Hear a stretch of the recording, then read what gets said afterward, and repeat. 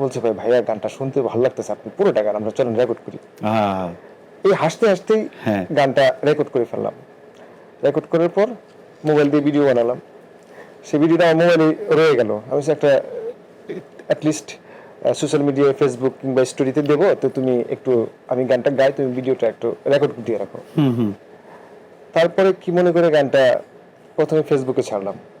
হ্যাঁ। রাতে ছেড়ে জাস্ট আমি সকালে একটু চেক আউট করতেছি যে কি দাঁড়াচ্ছে, মানুষ গানটা কিভাবে নিল।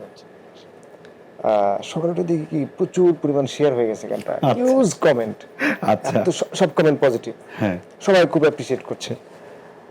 তারপরে দু চারজন আমাকে বলছে গানটা ইউটিউবে দাও, কারণ ইউটিউবে তো তোমার একটা যেহেতু নিজের একটা চ্যানেল আছে, প্ল্যাটফর্ম আছে। গানটার পারমিশন নিয়ে করা না। দেন আমি গানটার যে মূল শিল্পী তাকে তার নাম্বার কালেক্ট করে তাকে কল দিলাম, সেও খুব অ্যাপ্রিসিয়েট করলো।